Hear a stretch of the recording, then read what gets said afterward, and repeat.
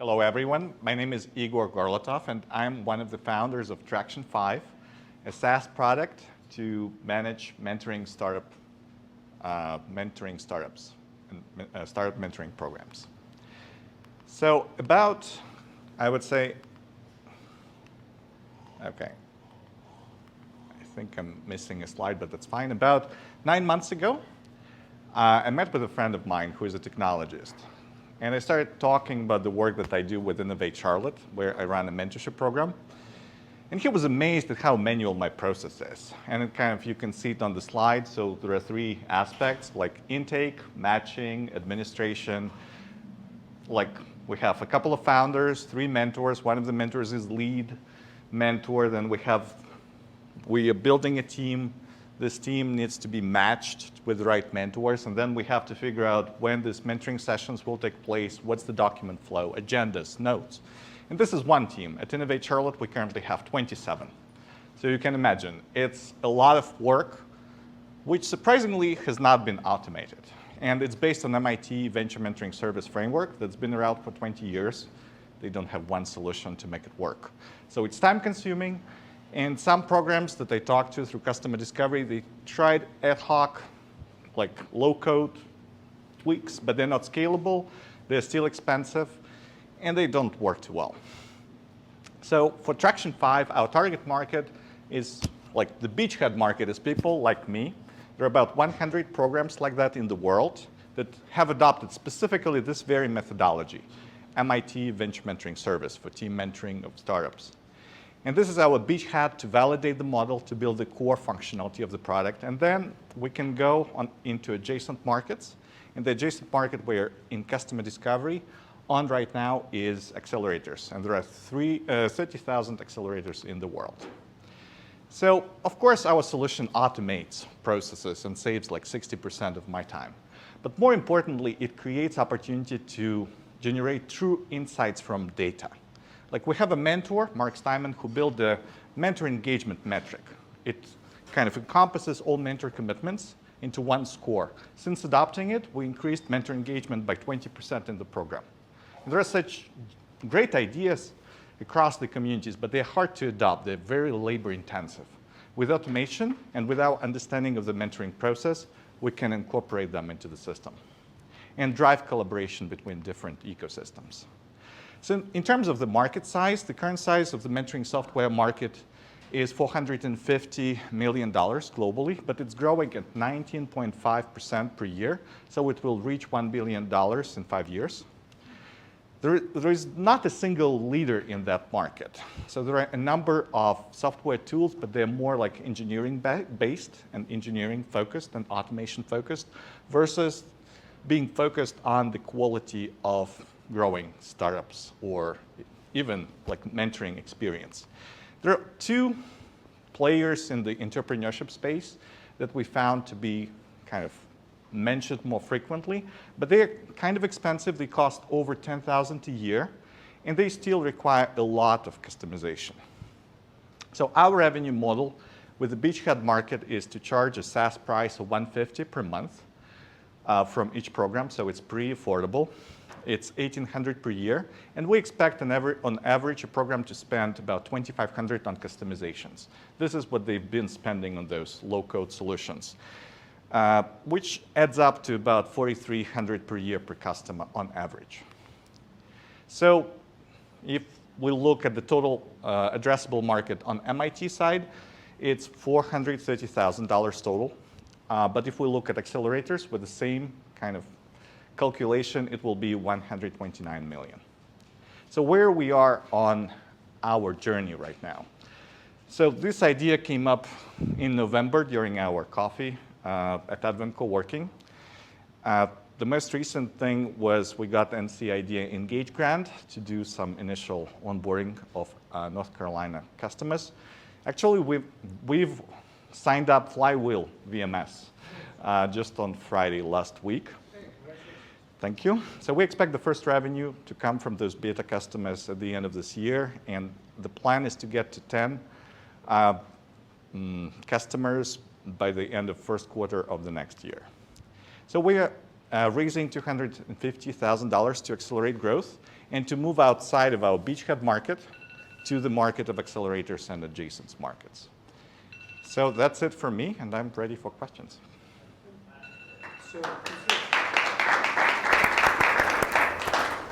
So you mentioned these other two companies, Tree and Wind, right? Yep. They're charging money to customize the product, right? And so are you, yeah? Could you talk about that a little bit? Could you flesh that out a little bit? What does that mean? So this organizations, and I talked to the CEO of Startup Wind. Startup Tree is a little bit bigger. They have built a very sophisticated system. A system primarily targeting universities that has a mentorship component but has a ton of other components. And these components do not really work too well, but they can be adjusted to fit a specific use case. And I talked to a couple of programs that have adopted them, but it's essentially telling them what to do. And the end result is that you automate the process that you have. Not necessarily an ideal process, not necessarily driving performance, but you had spreadsheets. You do the same thing as you did with spreadsheets now through this automation. But in addition to mentorship, like I said, they have a whole bunch of other items that they're selling to a university, for example.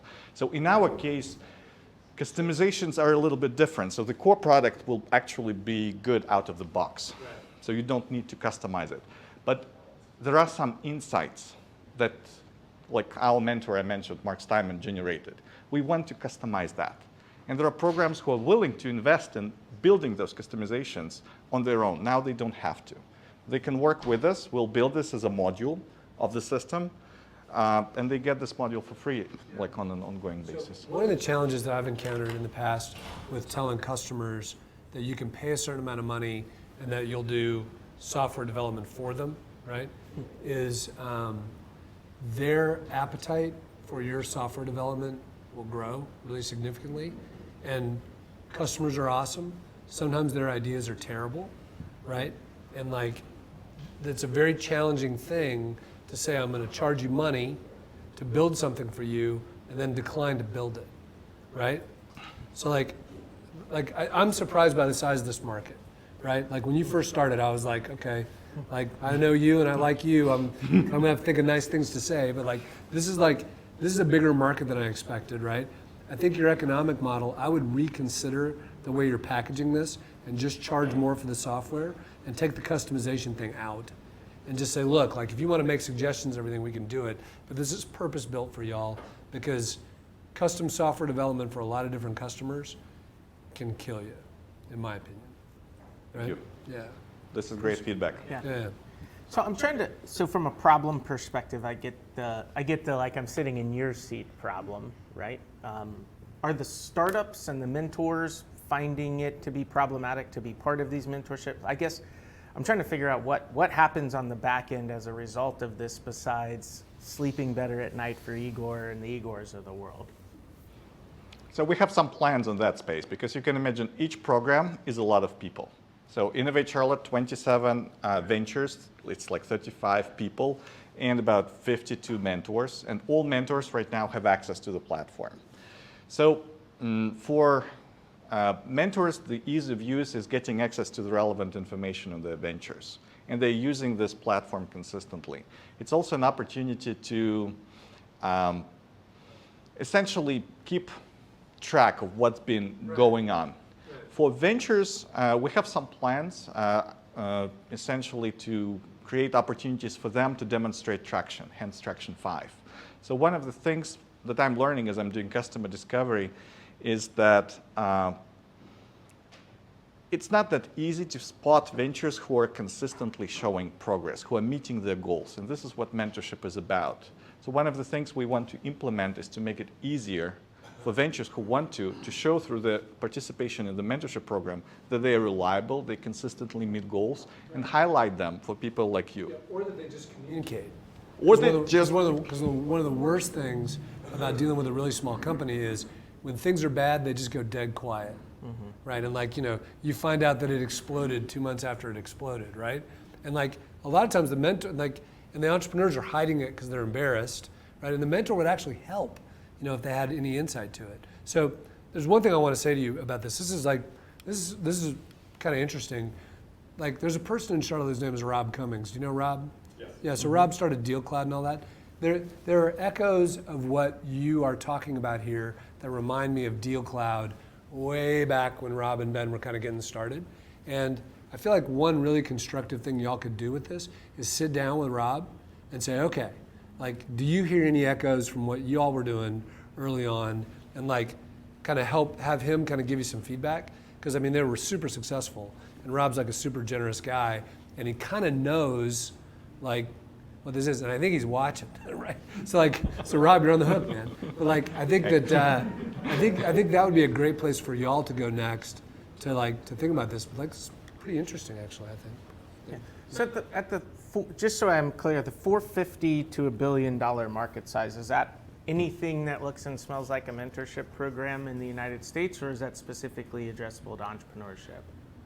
This is global market, right? Not specifically to entrepreneurship. So anything that's like a mentorship-oriented program globally. Yes. And would you say that this software is sort of ubiquitous in that sense, that it can manage any sort of mentorship, or is it highly tailored towards accelerators and venture-type mentorship programs? So there are certain components like matching that are universal, but we want to be zero focused on like 100 customers who will love the product versus 1 million who will kind of like it. There is the potential to expand it to launch adjacent products, and I've talked to people from Jackrabbit Technologies, and they built a successful model of actually like adapting the same model to different markets. So it could be more than one product, but this particular product, it's zero focused on entrepreneurship. And I think a distribution approach you might be able to adopt is like, if you've ever mentored a small company, it's painful, right?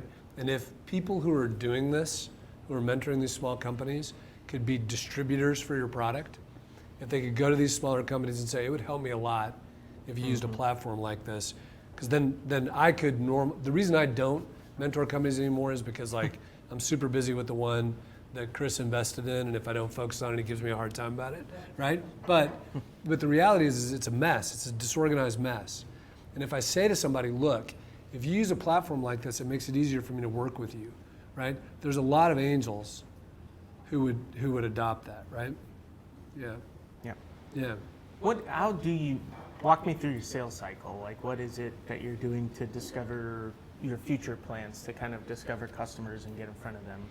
So on the MIT kind of framework, it's easy. So there is a user group on LinkedIn. People are very friendly. They will talk to me. They will take my calls. They will share the technology that they use. So it's easy. But so far, it's been easier to sell when I can just come to their location. On the accelerator space, one of the ventures in the program is part of Global Accelerator Network. It's 160 accelerators. They just saw one of the forums. They didn't see even like the platform.